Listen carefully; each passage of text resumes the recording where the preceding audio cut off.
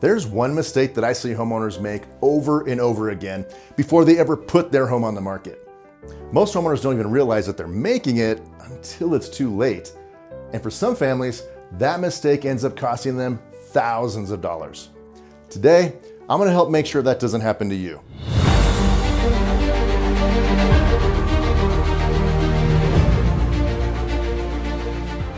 Hi, I'm Dwayne Montoya. I've spent nearly 20 years helping Colorado families buy and sell homes.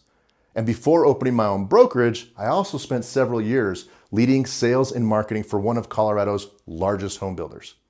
And that experience gave me something that most homeowners, and even many real estate agents, never get to see. You see, for years, I had a front row seat watching thousands of families make one of the biggest financial decisions of their lives. Every day, families walk through the same model homes, the same floor plans, the same finishes, the same communities. And yet, they made completely different buying decisions. And from where I was standing, they were looking at the same home, but they weren't seeing the same home. And I'll be honest, at first I couldn't really figure it out. I thought I understood why people chose one home over another, but the truth is I really didn't. And then one day I noticed something that I've kind of been missing all along. And then once I saw it, I never looked at buying or selling a home the same way ever again. And that one lesson shaped the way that I've helped every client ever since. At the beginning, I told you there was one mistake that I see homeowners make over and over again. But what makes this mistake so costly is that it rarely remains just one mistake. It becomes the starting point for several other mistakes that compound throughout the home selling process. And it affects your pricing, marketing, negotiations, and ultimately your final result.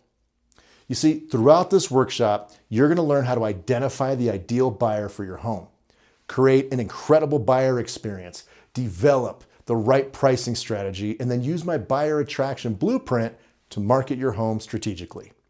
We're also going to discuss how to create leverage, evaluate competing offers, and the next steps to take if you'd like our help. This connected approach is also why I chose to become a founder of Serhant here in Colorado. As the most followed real estate brand in the world, Serhant is raising the standard through media, marketing, innovation, and client experience.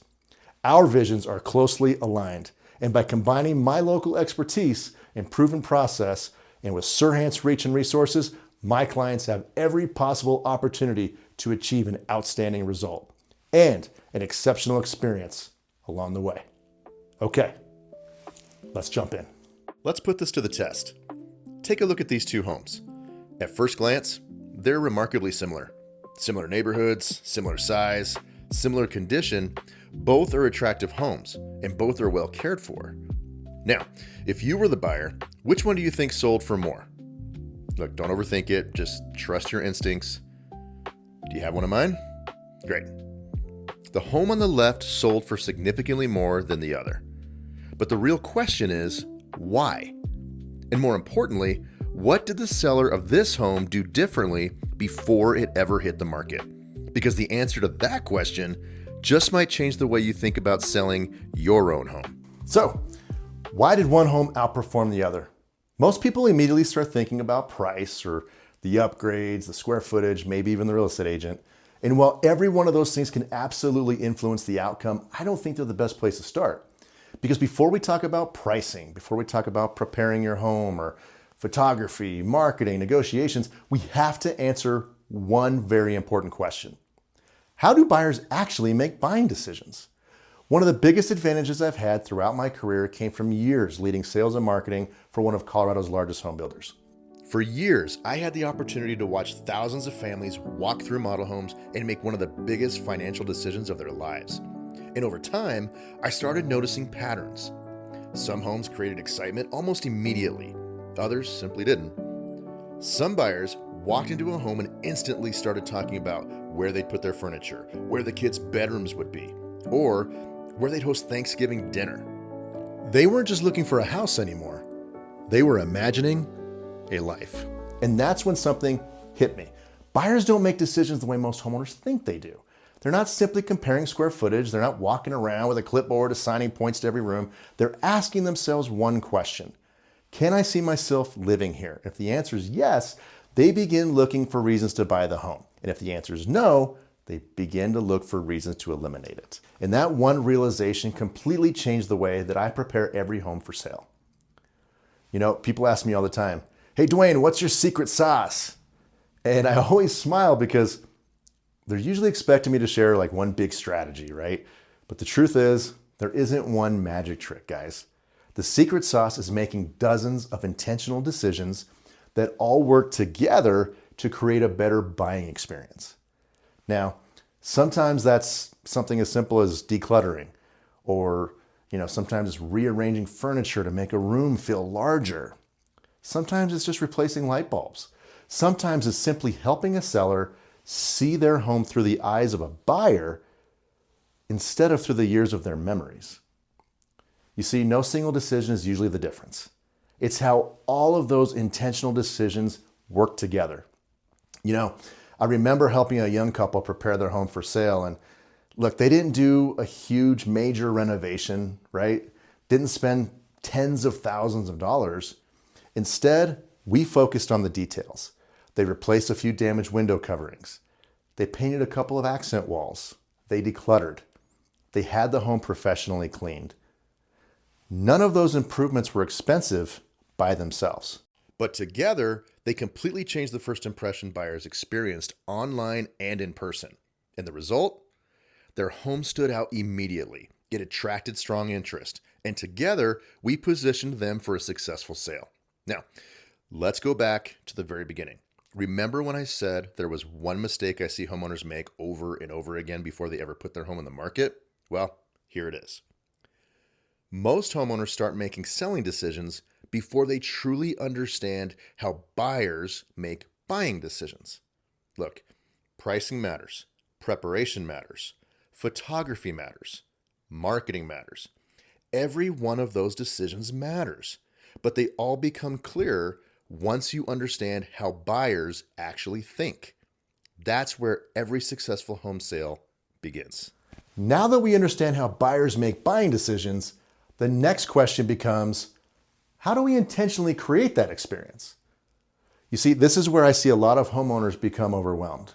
They're watching HGTV, scrolling Pinterest, looking at YouTube videos, and before they know it, they're wondering if they need to remodel the kitchen, replace the flooring, or spend tens of thousands of dollars getting their home ready to sell. Can those things help? Sometimes, but not always. In fact, one of the biggest misconceptions that I see is that you have to spend a lot of money to sell your home for more. And that's just simply not true. Look, here's what I tell every client. Your home doesn't have to be perfect. It has to connect. Remember, buyers aren't just walking through your home. They're imagining themselves living there. Every recommendation I make has one purpose: to create a better buyer experience. That's it. That's the filter. So instead of asking, should I replace my flooring? Or should I remodel my bathroom? I encourage my clients to ask a different question. Will this improve the buyer's experience? And if the answer is yes, it's worth discussing. If the answer is no, it may not be the best place to spend your money. Over the years, I found that almost every recommendation falls into 4 simple categories. First, we remove distractions, clutter, too many personal items, deferred maintenance, anything that keeps buyers focused on something other than the home itself. Second, we create space. Sometimes that means removing a piece of furniture. Sometimes it means rearranging the furniture that's already there. The goal isn't to make the home feel empty. The goal is to help buyers experience the flow of the home. Third, we create emotion, lighting, cleanliness, warmth, small touches that help buyers feel comfortable the moment they walk through the front door. And finally, we protect credibility. A dripping faucet, torn window coverings, scuffed paint, loose cabinet hardware. None of those things are usually expensive to fix, but together they quietly plant seeds of doubt. Buyers begin wondering, well, geez, if these little things haven't been taken care of, what bigger things haven't been taken care of? And that's not the impression we want to create. Remember the young couple I told you about a few minutes ago? They didn't spend tens of thousands of dollars renovating their home.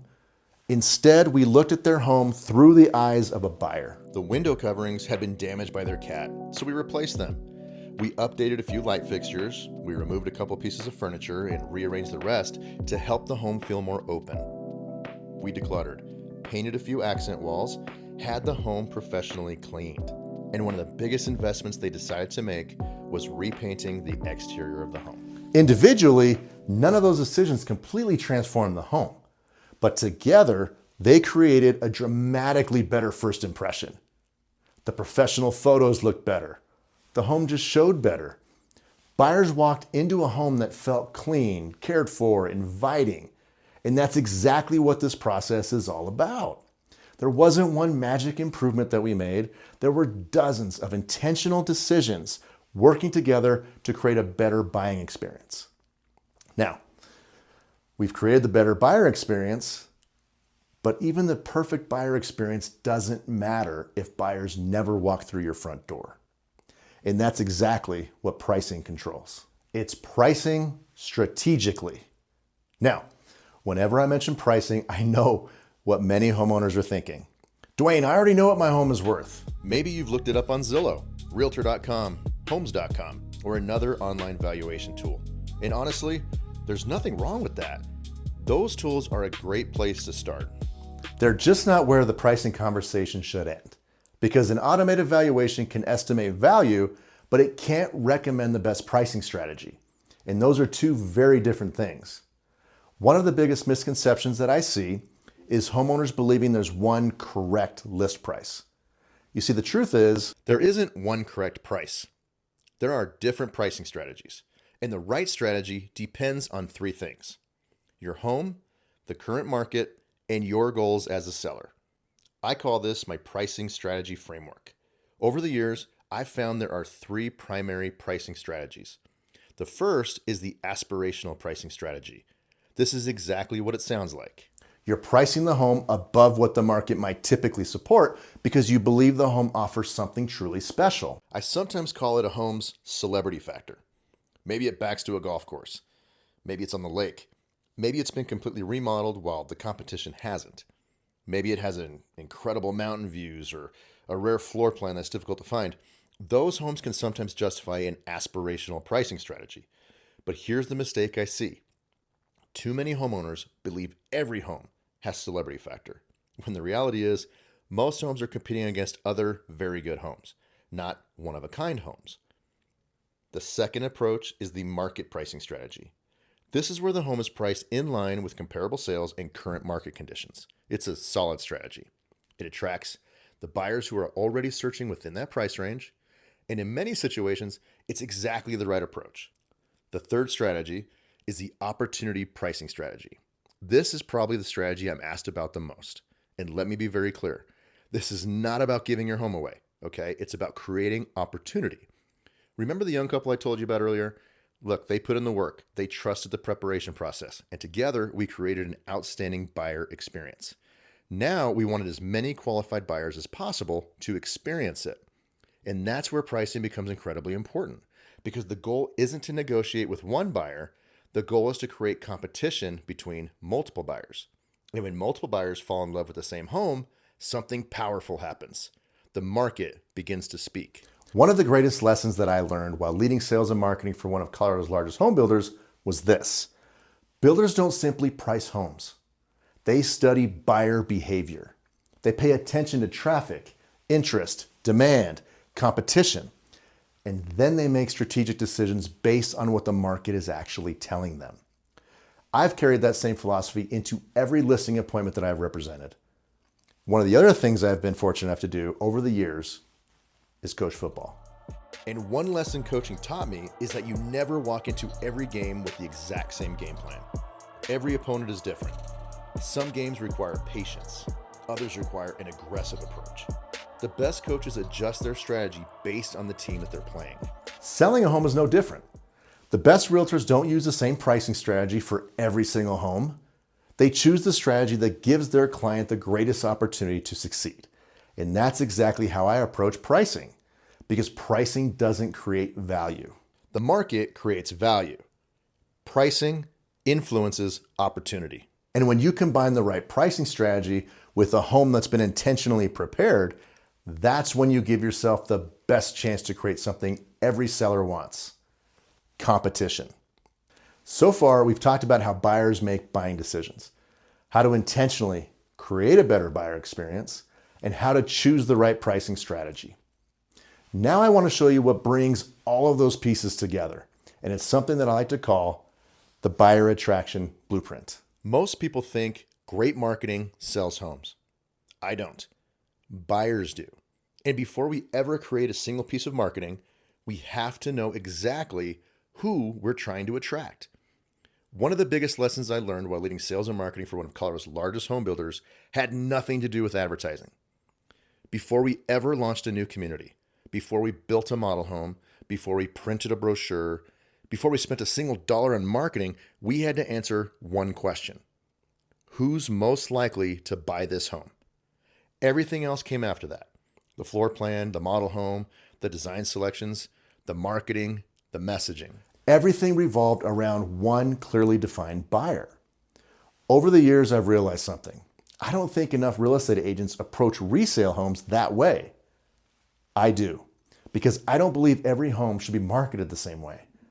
Every home has a story, and every home has an ideal buyer.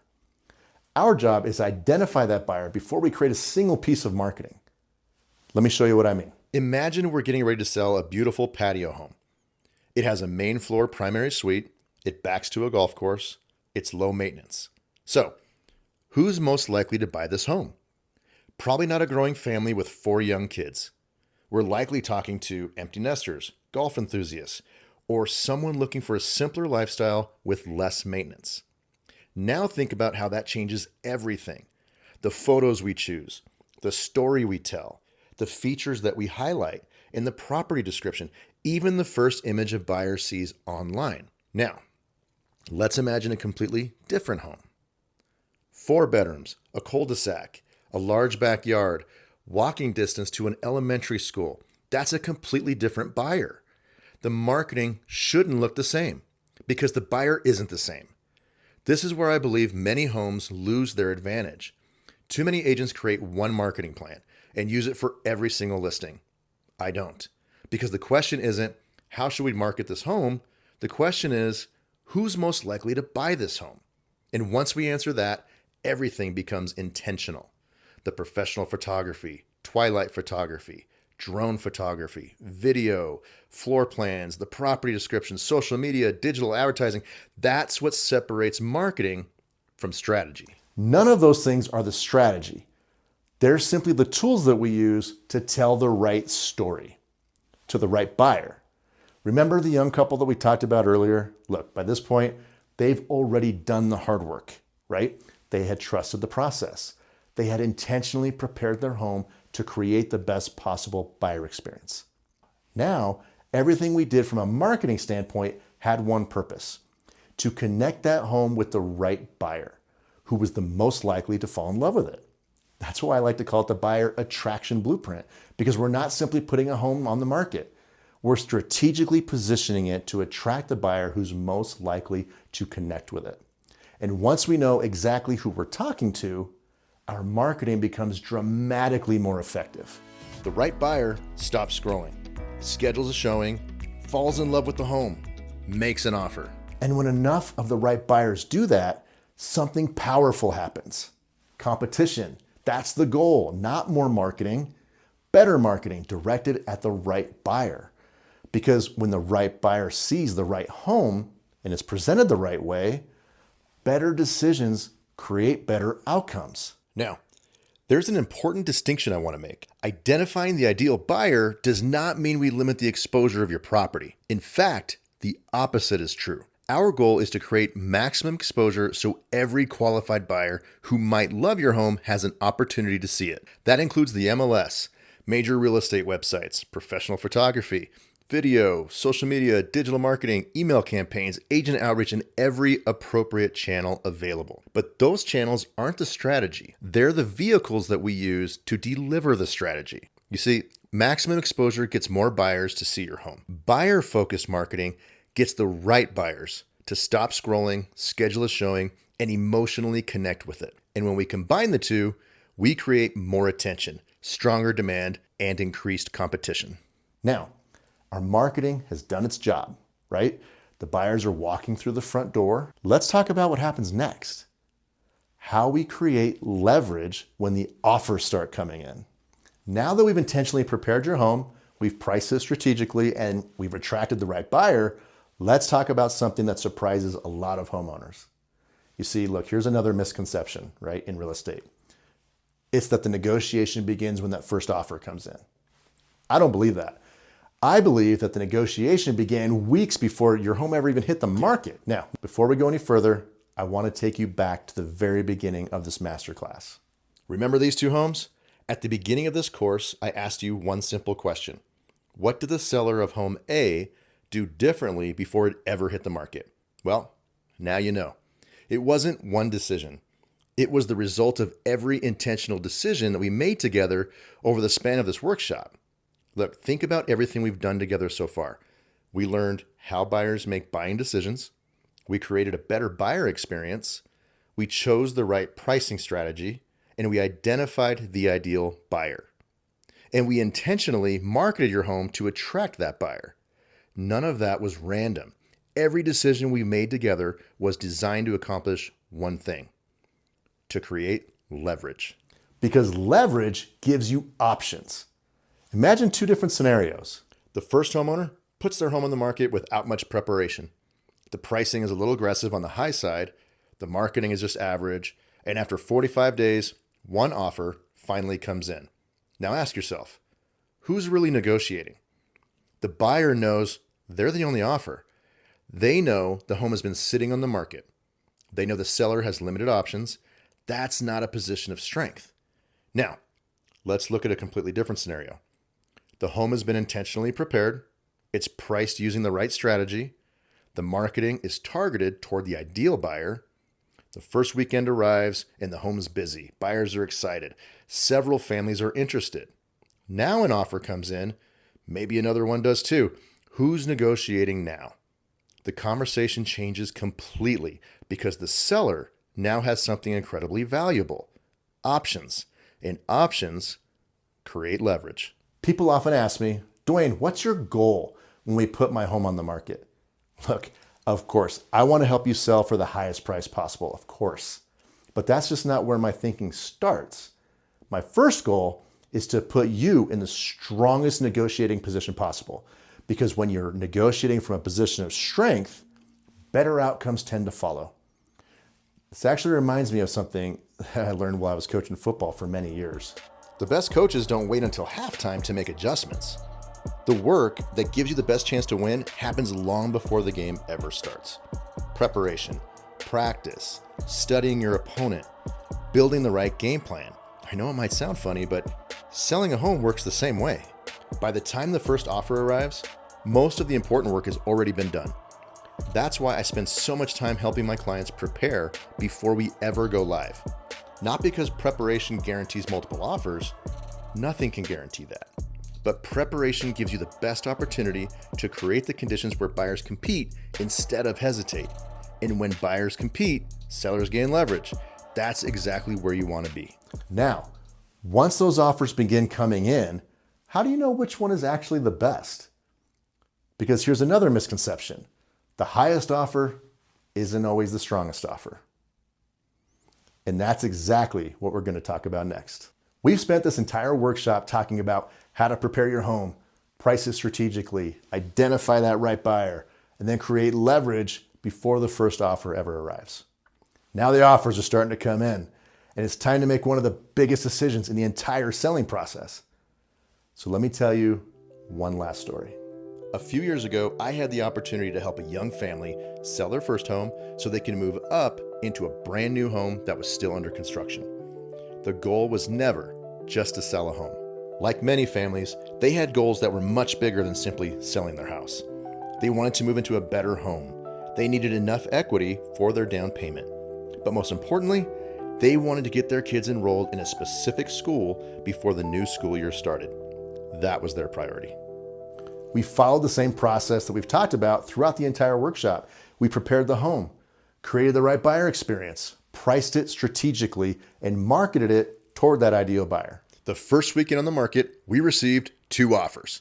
The first offer was for $700,000 and the second, $685,000. So let me ask you a question. Which offer do you think they accepted? Most people immediately choose the $700,000 offer, right? But they didn't. Let's look at the terms of both offers. Now, the higher offer came with a home sale contingency. The buyer still had a condo to sell. That introduced uncertainty. And the second offer was different. The buyers were fully pre-approved. Their lender had already called me personally to discuss the strength of their financing, and there was no home sale contingency. And they could close within the time frame that my sellers needed. You know, one of the tools that I prepare for every offer we received is a seller's estimated net sheet. And that allows us to compare each offer side by side so my clients understand exactly what each offer means financially. Not just the purchase price, but what they're expected to walk away with after closing. Now, because we had leverage, we were able to counter the second offer that had much better terms. And after some negotiation, the second offer adjusted their price to $705,000. Now, when we reviewed both net sheets together, something became very clear. Both offers accomplished one of the family's goals, but because we created leverage, we were able to achieve all of the family's goals. Only one offer gave them the confidence they needed to close on time, move into their new home, and then enroll their children into the school they had chose before the school year even began. They accomplished every goal they had when we first sat down together. That's why I always tell my clients, the highest offer isn't always the best offer. The best offer is the one that's most likely to help you accomplish your goals. Every family is different. Every home is different. And every situation is different. That's why I honestly don't believe in a one-size-fits-all advice. Look, my job isn't to tell you which offer to accept. My job is to help you understand every option, give you complete clarity, and provide the guidance that you need to confidently make the best decision for your family. Because when you have clarity, you make better decisions. And better decisions create better outcomes. Before we wrap up, I want you to think back to where we started. At the beginning of this workshop, I asked you a simple question. What's the one mistake that most homeowners make before they sell their home? Hopefully by now you realize it isn't just one mistake. A successful home sale isn't one decision. It's a series of smart decisions. The good news is every one of those decisions can be made with confidence when you have the right strategy. Look, during our time together, we've talked about understanding how buyers think, creating the right buyer experience, pricing strategically, identifying that ideal buyer, creating leverage before the first offer, and then making the best decision for your family when those offers arrive. Look, those aren't just steps in the home selling process, guys. They're opportunities to make better decisions. And like I said before, better decisions create better outcomes. One thing I've learned over the years is that the best results rarely happen by accident. They happen because families take the time to plan before they put their home on the market. The earlier that we begin building that strategy, the more opportunities that you're going to have, the more options that you're going to create, and the more confident you'll feel throughout the entire process. Earlier, I shared why I chose to become a founding member of Serhant here in Colorado. But what matters most is what that partnership means for you. You see, when you work with me, you receive the local expertise, the proven strategy, and personal representation that I've developed throughout my career. And now it's supported by the reach and resources of the most followed real estate brand in the world. Serhant doesn't replace the importance of understanding your ideal buyer, pricing your home correctly, marketing, or creating leverage during the negotiations. You see, it amplifies every part of that strategy. It's targeted marketing, maximum exposure, and personal representation, all working together to give you the greatest opportunity for an outstanding result and experience. So, if you're thinking about selling your home in the next several months, the next step is to click the link below and answer a few simple questions so that we can begin building your personalized home selling strategy. It only takes a few minutes and gives us an opportunity to learn more about your home, your goals, and your timeline before we ever have our first conversation. Now, once you submitted your information, we'll personally reach out to answer any immediate questions that you may have. We're going to learn a little bit more about your situation, and then we'll schedule a convenient time to meet with you at your home. Now, during our home selling strategy session, We'll walk through your home together, talk about your goals, we'll discuss pricing, preparation, timing, and begin to identify the ideal buyer for your home. And one of the biggest questions that homeowners have is, Dwayne, how much money am I actually going to walk away with?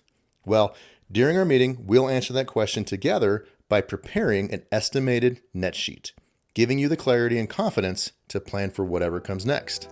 My goal is simple: to provide you with clarity, a customized strategy, and the confidence to make the best decisions for you and your family. Whether we have the opportunity to work together or not, look, I'm truly grateful that you chose to invest your time with me today.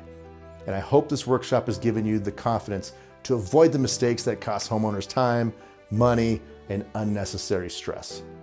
And then the clarity to make the best decisions for you and your family. If you decide the next step is right for you, I would be honored to have the opportunity to guide you through the process. Thank you again, and I look forward to seeing you soon.